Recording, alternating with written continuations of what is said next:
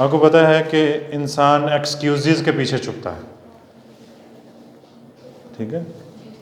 Unshakeable excuse होते हैं, ऐसे बिलीव सिस्टम होते हैं जिनको शेक नहीं किया जा सकता। आप अपने क्लाइंट से कहते हैं ऐसा नहीं होता, असल में ऐसा होता है, वो कभी आप पे यकीन नहीं करेगा, आप उसका बिलीव शेक नहीं कर सकेंगे। हाँ, आप कुछ ऐसा कर सकते हैं कि कुछ ऐसा हो जाए कि उसके सामने खुद ही सच्चाई आ जाए। इसे कहते हैं मेथड ऑफ रियलाइजेशन। आप चीज़ों को रियलाइज़ करवा सकते हैं, ठीक है। तो ये जो मेथड है जिसमें हम टॉप डॉग और अंडरडॉग टेक्निक जिसे कहते हैं, जिसमें हमने अपने क्लाइंट को डायलॉग लिखने को कहना है कि तुम डायलॉग लिखो, कुछ लाइनें उसकी लिखो जो तुम पर अथॉरिटी जताता है। तुम्हें ज़माना बुरा लगता है ना, तुम्हें पेरेंट्स बुरे लगते हैं या तुम्हें फ़लाँ बुरा लगता है, तो उसके हवाले से तुम्हें लिखो। अच्छा, आपको ये चीज़ बताऊं कि प्रैक्टिकली अगर आप अपने आप को स्ट्रेंथन करना चाहते हैं, आप अपने आप को मजबूत करना चाहते हैं, तो आप सेल्फ डायलॉग भी कर सकते हैं, ठीक है। आमतौर पे इसे पागलपन कहा जाता है, लेकिन ये एक टेक्निक है इलाज की। अगर कोई खुद से बातें करे तो उसे क्या कहेंगे, उसे क्या समझेंगे आप? ये हिला हुआ है। लेकिन ये एक इलाज के तौर पर टेक्निक भी है कि आप सेल्फ डायलॉग की कैफियत रखें, ऊंची आवाज़ में ना करें तो जहन में करें, ठीक है। फॉर एग्ज़ाम्पल, आप कहीं जाने वाले हैं, आपको डर है कि वो तनकीद करेगा, वो इंसल्ट करेगा, वो क्लास से निकाल देगा, या ऐसा हो जाएगा, तो आप सोचेंगे ज़्यादा से ज़्यादा क्या हो जाएगा। जिसे मैं पोलैरिटीज़ कहता हूँ ना, चीज़ों की इंतहाओं को सोचें कि ज़्यादा से ज़्यादा क्या हो जाएगा। क्या मर जाएंगे? सांस तो चलता रहेगा ना। प्रोज एंड कॉन्स जिसे कहते हैं, चीज़ों की उतार चढ़ाव को देखें। मैं जाऊंगी वहाँ, ठीक है, इंसल्ट कर ले, अच्छा बहुत ज़्यादा इंसल्ट कर लेगा तो क्या हो जाएगा? ज़िंदगी छीन लेगा। ऐसा नहीं ना, खाने को तो मिलेगा ना, बस दैट्स इट। तो जो हम ओवर सेंसिटिविटी अपने अंदर पाले हुए हैं कि हम हर चीज़ को इतना ज़्यादा पीक पे ले जाते हैं कि नहीं, ज़मीन फटे और मैं उसमें चला जाऊं, मैं कैसे ये बर्दाश्त कर सकता हूं, वो मेरे से खफा होंगे, वो मुझे कैसे नज़रों से देखेंगे जब मैं लेट क्लास में इंटर होंगी, या कोई और इशू आप ले सकते हैं। तो आप अपने उस वीक पॉइंट पे काम करें, आप अपने उस वाक़यात को चुनें जो वाक़यात आपको परेशान करते हैं, और चुन चुन के उन वाक़यात से बदले लें। अपने अंदर के जो जितने भी फियर्स हैं ना, एक लिस्ट बनाएं।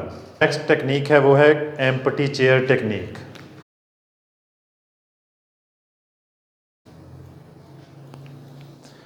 टू साइड्स ऑफ देमसेल्व्स, जैसे मैंने पहले कहा था कि इंसान के अंदर ही एक डरा सहमा बच्चा है और इंसान के अंदर ही एक बहादुर बच्चा है। कुछ क्लाइंट्स ऐसे होते हैं जिन्होंने अपने बहादुर बच्चे को कहीं मार लिया होता है, बहादुर बच्चे को कहीं छुपा लिया होता है, और कुछ क्लाइंट्स ऐसे होते हैं जिन्होंने अपने बुज़दिल बच्चे को उजागर कर लिया होता है, ठीक है, या उसे मार दिया होता है। तो अपने अंदर की इनोसेंस जो है उसे बहाल करना है, अपने अंदर की दोनों साइड्स को सामने लाना है। आपने पहले भी देखा है कि ह्यूमनिस्टिक थेरेपीज़ में ये चीज़ बड़ी कॉमन है कि इंसान के वो तमाम पहलू जो उसे इज्जत देते हैं उनको उजागर किया जाता है। इंसान के वो तमाम पहलू जो इसे इज्जत देते हैं उनको उजागर करने की कोशिश की जाती है। आप इसे कह सकते हैं सेल्फ रिस्पेक्ट भी। Two sides of themselves.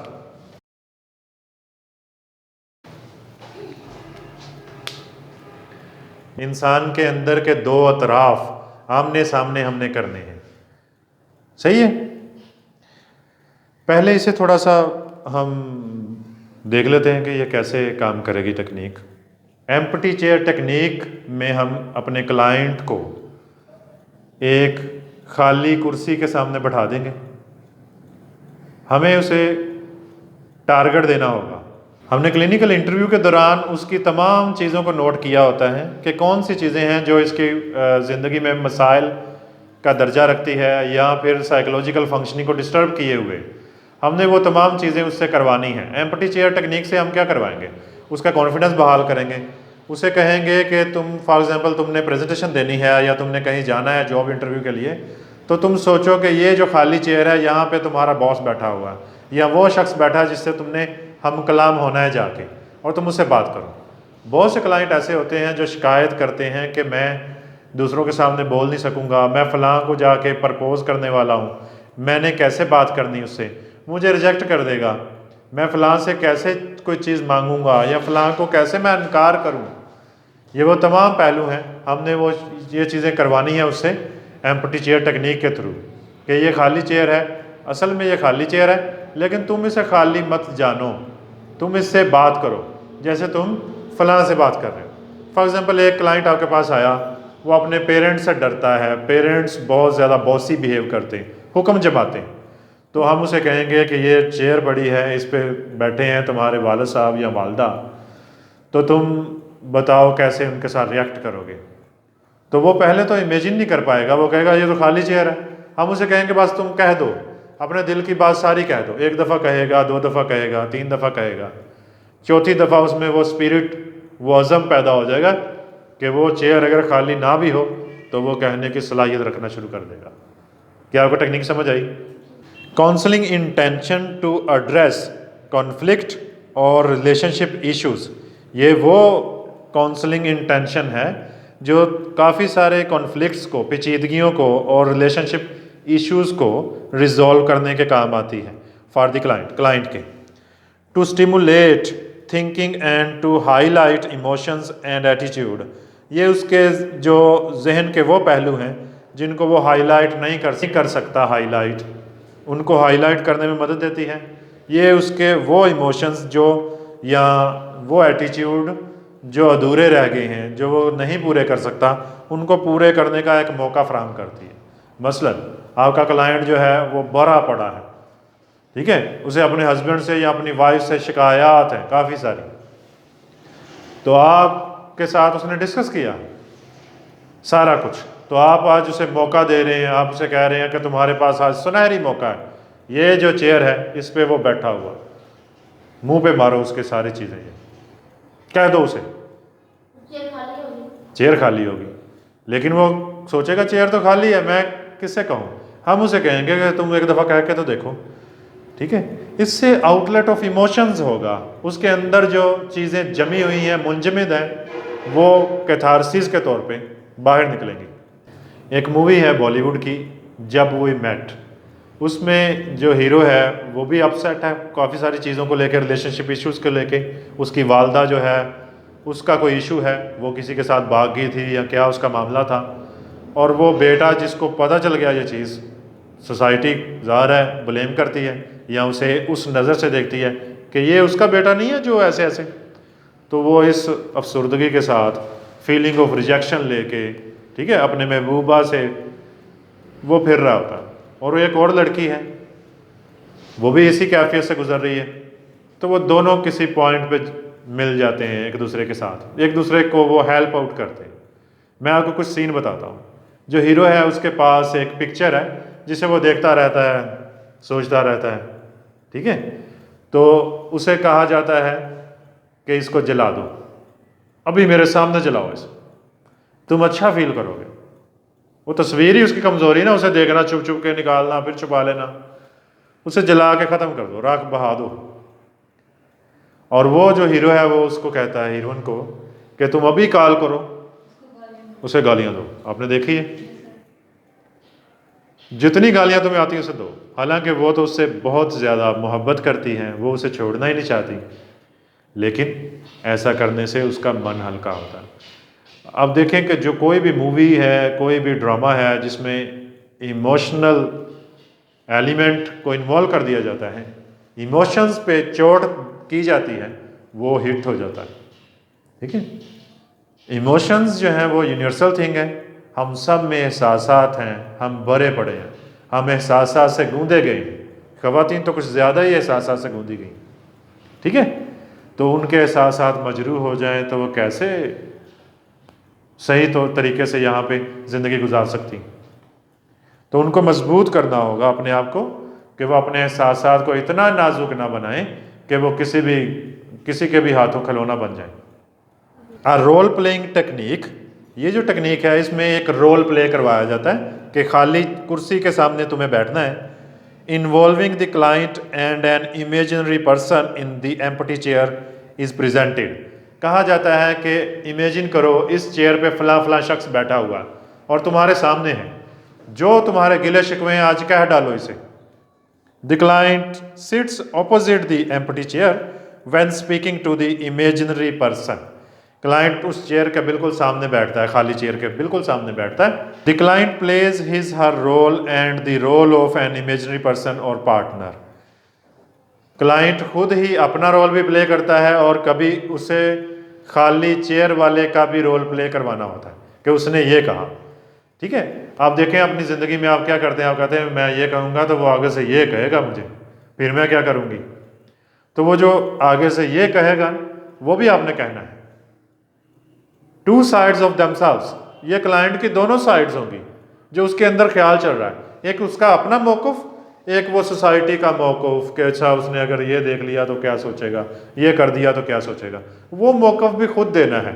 जैसे टॉप डॉग और अंडरडॉग टेक्निक में था कि आपस में एक दूसरे को ब्लेम करना है और फिर अंडरडॉग ने किसी पॉइंट पे कबूल कर लेना कि हाँ है ऐसा। फिर इसी तरह से एम्पटी चेयर टेक्निक में भी ऐसा होगा, वो जहनी तौर पर खुलेगा। क्लाइंट जहनी तौर पर वसी सोच का मालिक बनेगा, उसे फिर फर्क नहीं पड़ेगा कि क्या कहता है कोई। सही है। थर्ड टेक्निक है making the rounds. Go around to each person and say what makes it hard for me trust you. अच्छा, इसमें ये करना है कि ये फैमिली थेरेपी में भी ये चीज़ करते हैं, ये आप स्कूल साइकोलॉजिस्ट या कॉलेज में साइकोलॉजिस्ट हम भी कर सकते हैं ये चीज़। इसमें राउंड बनाने हैं, दायरे बनाने हैं। ये दो तीन तरीके से ये टेक्निक काम कर सकती है। एक तरीके से ये ऐसे काम कर सकती है टेक्निक कि आप खाली दायरा बना लें, निशान लगा लें और फिर आप सोचें कि ये दायरे में फ़लाँ फ़लाँ शख्स बैठा हुआ। एक और दायरा लगा लें, उसमें सोचें कि फ़लाँ फ़लाँ शख्स बैठा हुआ। ठीक है, टेक्निक किसी भी तरह से आप इसमें थोड़ा सा उतार चढ़ाव कर सकते हैं। फिर आप अपने क्लाइंट से कहें कि तुम फ़लाँ दायरे के पास जाओ और तुम्हें पता है ना उस दायरे में फ़लाँ फ़लाँ बैठा है, उसके रिश्तेदारों के, उसके जो इंट्रैक्शन हैं, जिनके साथ उसके कनेक्शंस हैं, उनके ही नाम लिखे हुए या उनको बैठाया जाता है। दोनों तरीके से ये टेक्निक की जा सकती है।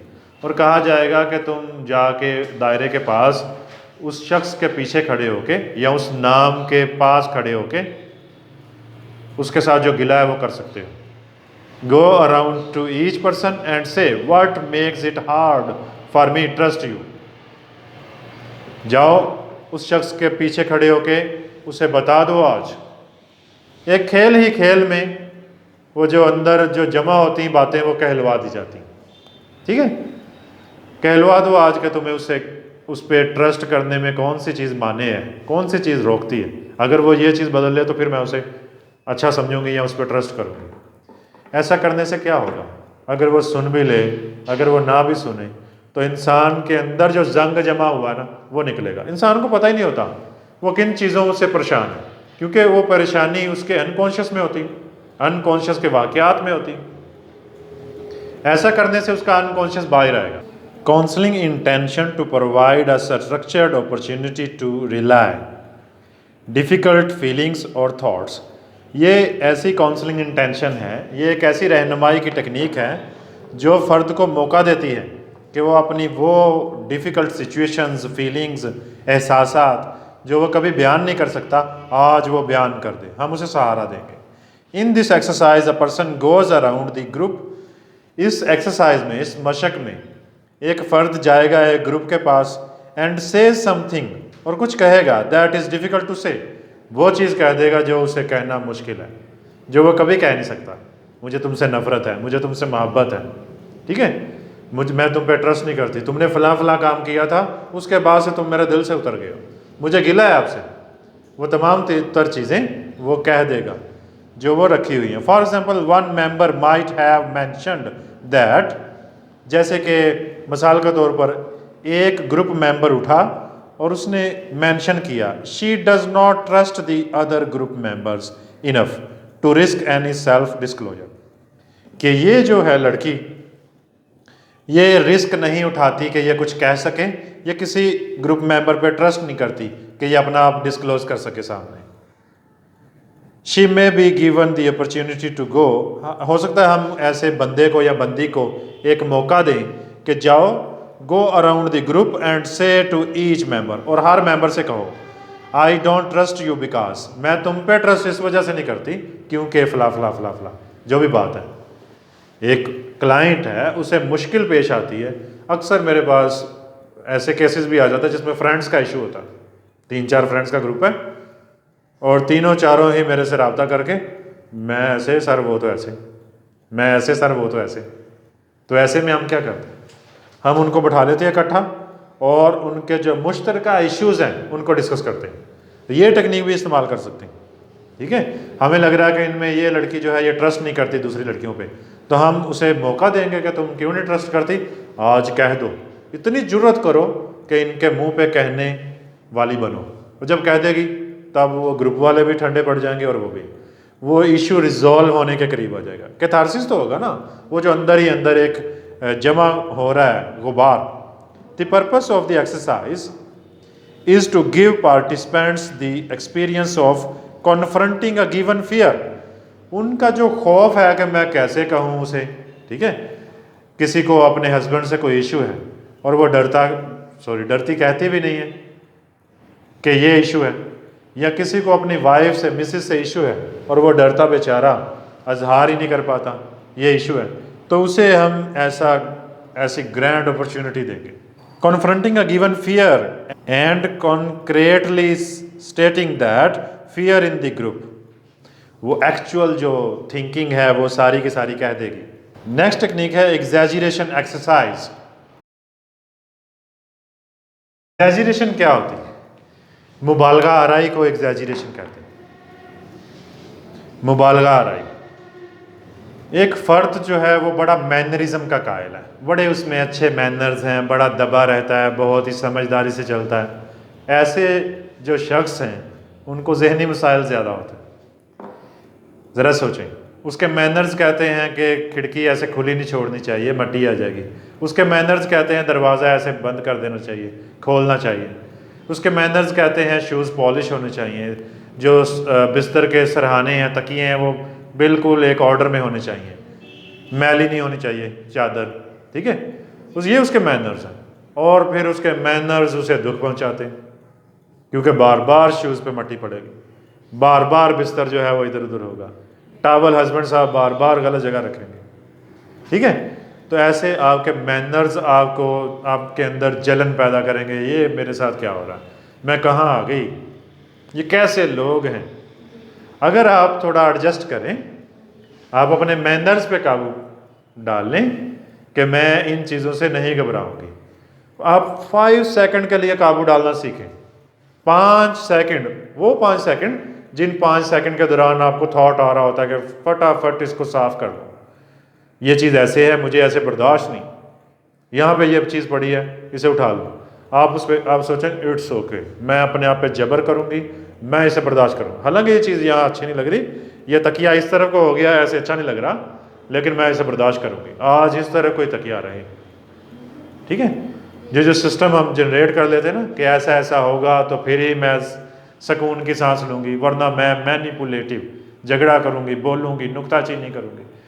छोटा भाई आया, उसने ये चीज़ की, वो की, उस पर नज़रें हैं, उसके हर मुंह पे नज़रें हैं, ऐसा क्यों किया, ठीक है, प्लेट उठा के रखो, जूता यहाँ क्यों उतारा, ये क्यों किया, वो क्यों किया, सारे मैनर्स हैं। और इन मैनर्स की वजह से आप बहुत सारे जहनी मसाइल का शिकार, आपको बेसुकूनी है, आप खुश नहीं हैं। अगर आप 5 सेकंड अपने उस मैनरिज्म को होल्ड कर लें, इट्स ओके, मैं कर लूँगी या हो जाएगा, अभी इसे बर्दाश्त कर लें, ठीक है। वरना आप रिएक्टिव पर्सनैलिटी बन जाएंगे, आप हर चीज़ पे रिएक्शंस देना शुरू कर देंगे। जो रिएक्टिव पर्सनैलिटीज़ होती हैं वो बड़ी मार खाती ज़िंदगी में, उनको बड़े मसाइल होते हैं, वो फ़ौरन से रिएक्ट कर देते हैं किसी चीज़ पे और बाद में पछताते हैं, गिल्ट फील करते हैं, वो मुझे ऐसे नहीं बोलना चाहिए था, क्या सोचा होगा उसने, बेचारे का दिल टूट गया, फिर क्या था अगर टावल इधर रख दिया, ठीक है। बहुत सारी ऐसी चीज़ें होती हैं।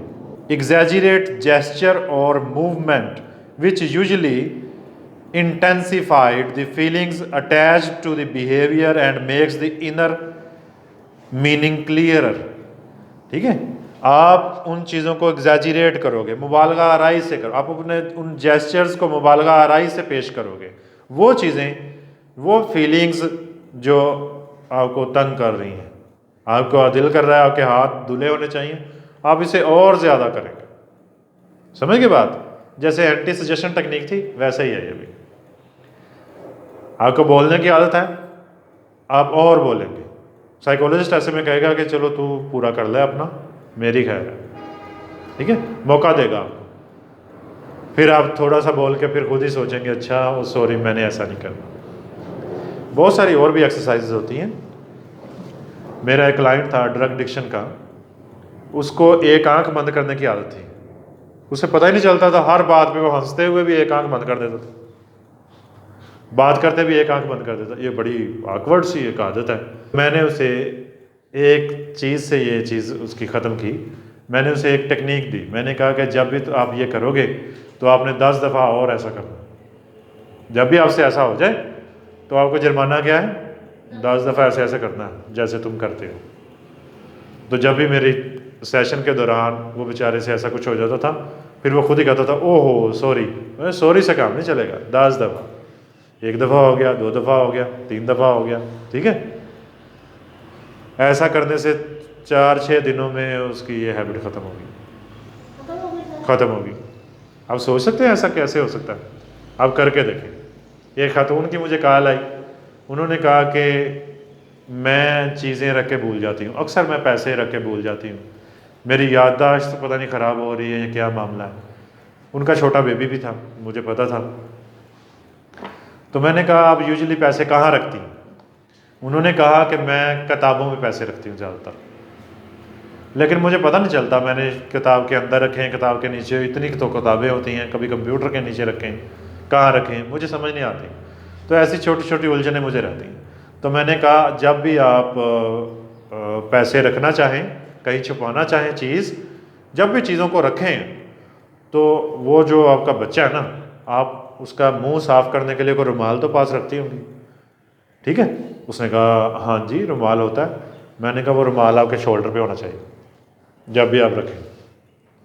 अब इसमें हिकमत देखें, साइकोलॉजिकल हिकमत इसमें क्या है कि जब भी वो पैसे रखने चाहेगी एसोसिएट कर देगी कि अच्छा रुमाल इधर होना चाहिए।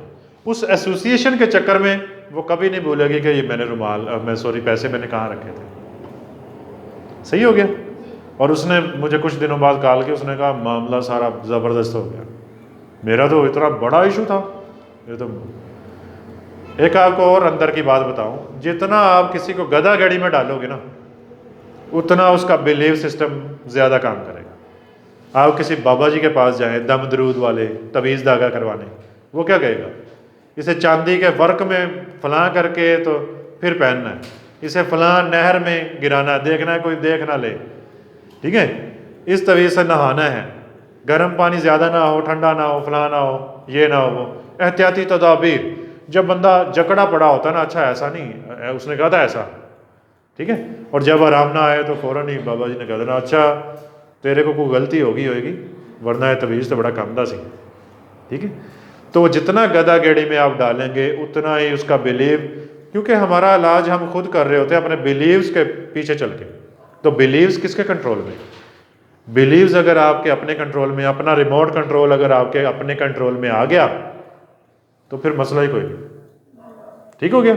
हमने अपने क्लाइंट का रिमोट कंट्रोल उसके हाथ में देना है ताकि वह खुद को खुद ऑपरेट कर सके। 5th technique, rehearsal exercise. किसी चीज को बार बार करना, rehearsal exercise. Much of our thinking is rehearsing. In this exercise, select some situation where you might typically be rehearsing all kinds of pros and cons, positive और negative aspects किसी भी चीज़ के मुवाफिक पहलू और उसके मुखालिफ पहलू। हमारा क्लाइंट किसी चीज़ को लेकर, किसी सिचुएशन को लेकर घबराया हुआ, ये मैं पहले भी बता चुका हूँ। हमारा क्लाइंट घबराया हुआ है कि मैं फ़लाँ जगह जाना है और वहाँ जाते ही मुझे पूछेंगे कि तुम्हारी शादी क्यों नहीं हुई, क्या वजह है, छोटी की शादी होगी, तुम्हारी शादी क्यों नहीं हुई अभी तक। तो मैं इस सवाल का जवाब कैसे दूंगी, या कोई भी और सिनेरियो ख़ास सिचुएशन के अकॉर्डिंग हम उसे कहेंगे कि ज़रा इसके प्रोज एंड कॉन्स लिख के दिखाओ या सोच के दिखाओ। अच्छा, अगर उन्होंने पूछ लिया तो क्या होगा, वहाँ जाने के नुकसान क्या हैं, क्या चीज़ें हैं वहाँ जाने की जो डिस्टर्ब कर रही हैं, और वहाँ ना जाकर तुम्हें क्या सुख मिल सकता है, दोनों ही बताओ। वो बार बार रिहर्स करेगा उसे, ठीक है, समझ गए बात, कि अपनी किसी ख़ास सिचुएशन को रिहर्स करेगा। फॉर एग्जांपल एक लड़का है, उसे कोई पसंद है और वह वालिदैन से उसका इजहार करना चाहता है कि मैं फ़लाँ को पसंद करता हूँ, रिश्ता लेके ज़रा जाएं आप उनके घर, और उसमें इतना जिगरा नहीं है, वो डर रहा है, मैं कैसे बात करूँगा, कैसे कहूँगा अपनी वालदा से या वालिद से कि मुझे फ़लाँ पसंद है, वो क्या सोचेंगे। तो हम ऐसी सिचुएशंस जो उसके लिए awkward हों, जो उसके लिए डिफ़िकल्ट हों, उनको रिहर्स करवाएंगे उससे। Got it. उसके बाद रिवर्सल एक्सरसाइज है, इसके बाद है reversal exercise. Reverse the typical style, for example behave negative as possible, वो पोलैरिटीज़ वाली बात, ठीक है, दोबारा से सुन लें। रिवर्स द टिपिकल स्टाइल, हम अपने क्लाइंट का स्टाइल देखेंगे कि मैनरिज्म है इसे, या फिर ये ऐसा बिहेव करता है जैसा इसे नहीं करना चाहिए, ठीक है ना, मैनरिज्म दबा कूटा रहता है। रिवर्स द टिपिकल स्टाइल, अपने क्लाइंट का स्टाइल देखेंगे और उसे रिवर्स करेंगे, यानी कि उसके उलट बिहेव करने को कहेंगे। अगर तो वो बहुत ही अच्छा बच्चा है, बहुत ही तमीज़ से पेश आता है, कभी ऊंची आवाज़ में नहीं बोली वो, ठीक है, और बड़े ही सुलझे हुए अंदाज से रहती, तो हम ज़रा उसे इसके ऑपोजिट बनने को कहेंगे, ठीक है। क्या कहेंगे उसे, अपने मैनरिज्म का ये लबादा एक तरफ रखो, ज़रा इस तरह भी बिहेव करके दिखाओ। तुमने कभी ज़बान नहीं चलाई, आज तुम ज़बान चला कर दिखाओ। तुम कभी भी शॉपिंग के दौरान ज़्यादा नहीं बोली, अपने काम से काम रखा है, आज तुम शॉपिंग मॉल में जाते ही तहलका मचा दोगी, ऊंची ऊंची बोलोगी, चीज़ें उठा उठा के पटकोगी। ये एक तरह से शेम अटैकिंग एक्सरसाइजेस की तरह ही होगा कि उसे वो टारगेट देंगे जो उसकी पर्सनालिटी के मुतज़ाद है। क्या समझ आई आपको बात। अगर वो तेज़ तेज़ बोलने की आदी है तो हम उसे टारगेट देंगे कि ज़रा धीमा और स्लो। अगर वो शर्म नहीं करती, बहुत ज़्यादा अपने आप को ऐसा रखती है जैसे कोई किसी चीज़ की परवाह नहीं, तो हम उसे सिखाएंगे कि आज से तुम लोगों की बेजा परवाह करना शुरू कर दो। अगर वो दूसरों को इज्जत देने में हिचकिचाती है तो आज से हम उसे कहेंगे बड़े भाई को भाईजान कहो, ठीक है, समझ के बाद उसे ऐसा टारगेट देंगे जो उसकी पर्सनालिटी के अपोजिंग हो। Go deeper into the feelings they wish to avoid, हमारा क्लाइंट जिन चीज़ों से अवॉइड करना चाहता है, वो चाहता है कि फ़लाँ फ़लाँ वाक़ये का मेरे से कोई तस्करा ना करे, मेरी शादी को लेकर मेरे से कोई बात ना करे, मेरे बच्चों को लेकर मेरे से कोई बात ना करे, मेरे हस्बैंड को लेकर कोई मेरे से बात ना करे, या वो जो बचपन में मेरे साथ ऐसा ऐसा वाक़या हुआ था उसकी तो कोई बात ही ना करे। जब क्लाइंट ऐसे मसाइल का शिकार होता है कि वो किसी सिचुएशन से अवॉइड करना चाहता है, तो हम उसे स्टे विद द फीलिंग्स, हम उसे कहेंगे इन चीज़ों को और ज़्यादा सोचो। वो कह रहा है फ़लाँ गुनाह, फ़लाँ गिल्ट, वो मेरी जान नहीं छोड़ता, जब भी मैं आंखें बंद करती हूँ मुझे दिखता है, सुनता है, उसके अल्फाज नहीं मैं बोलता। हम उसे कहेंगे ज़रा और, तुम्हारे पास आधा घंटा है, इस आधे घंटे में जी भर के सोचो उसको, उसी फीलिंग में रहो। अच्छा फिर क्या हुआ, बार बार उसे टेलीकास्ट करके अपने जहन की दीवारों पे देखो सुनो। जब वो ऐसा करेगी या करेगा हमारा क्लाइंट, तो वो बेटर फील करेगा। उसकी वो सारी जो नीड है ना, वो जो अपना पेंडोरा बॉक्स वक्त आने पे खोलता है, परेशान होता है, फिर पैक कर लेता है, फिर खोलता है, हम उसे कहेंगे एक ही दफ़ा पेंडोरा बॉक्स खोलो, जितना रोना है रो लो, जितना परेशान होना है आज ही हो लो, इसके बाद हरगिज़ नहीं, ठीक है। A way of confronting the blocks to awareness, हम उसकी अवेयरनेस के दरमियान हाइल ब्लॉक्स जो हैं उनको ख़त्म करेंगे।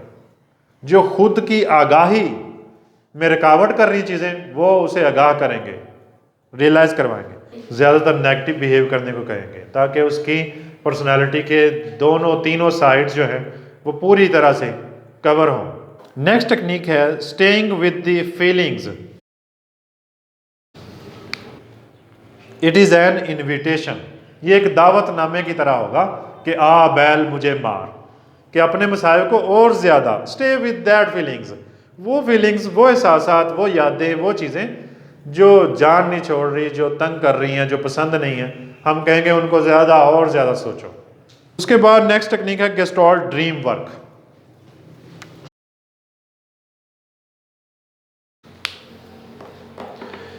Therapy intention to use dreams as a way to reveal unfinished business. Gestalt therapist जो है वो ड्रीम्स को बड़ी अहमियत देते हैं। वो कहते हैं कि ड्रीम्स जो है वो the royal road of unconscious, ये एक शाही रास्ता है अनकॉन्शियस तक पहुंचने का। ठीक है, जब हम अपने क्लाइंट के ड्रीम्स को सुनेंगे, एनालिसिस करेंगे, तो हम उसके अनकॉन्शियस तक पहुंचेंगे। अच्छा, यहाँ पे मैं एक चीज़ बताता चलूँ कि हम अपने क्लाइंट के जो ड्रीम्स हैं उनकी ताबीर नहीं करेंगे, उसे ख्वाबों की ताबीरें नहीं बताएंगे, ठीक है, लेकिन ख्वाबों को कम अहमियत भी नहीं देंगे। आपने वो सेंटेंस याद किया होगा कि ख्वाब ऐसे ही हैं जैसे जागते की ज़िंदगी, ठीक है। Relive your dreams as if it were happening now. हम उसे कहेंगे अपना ख्वाब इस तरह बताओ, बयान करो कि जैसे दोबारा से ज़िंदा कर रहे हो अपने ख्वाब को, जैसे कि अभी तुम्हें आ रहा है, प्रेजेंट सेंटेंस में अभी तुम्हें चीज़ें दिख रही हैं जो तुमने ख्वाब में देखी। एक्ट इट आउट, और उस पर एक्ट करो इन द प्रेजेंट मोमेंट में उसे बयान करो कि कैसा तुम महसूस कर रहे थे। से द ड्रीम अलाउड, ऊंची आवाज़ में अपना ख्वाब बयान करो, यूजिंग द प्रेजेंट टेंस को यूज़ करते हुए तुम ख्वाब बयान करो जैसे कि तुम्हें अभी आ रहा है। Be aware of what you are feeling when you say it, और उस फीलिंग्स, उस एहसासात से आगाह रहो कि जब तुम अपना ख्वाब बयान कर रहे थे तुम्हारे एहसासात क्या थे, उससे यकीनन आगाह होना ज़रूरी है। List all the elements of your dreams, अपने ख्वाब के तमाम एलिमेंट्स जो तुमने ख्वाब में देखे हैं, तमाम ऑब्जेक्ट्स जो तुमने ख्वाब में देखे हैं, उनको लिख लो। द पीपल, जो लोग तुमने देखे, एनिमल्स, ऑब्जेक्ट्स, कलर्स, मूड्स, जो मिजाज तुमने अपनाए या दूसरों ने, जो तुमने रंग देखे, जो जानवर देखे, तमाम चीज़ों को तुम लिख लो।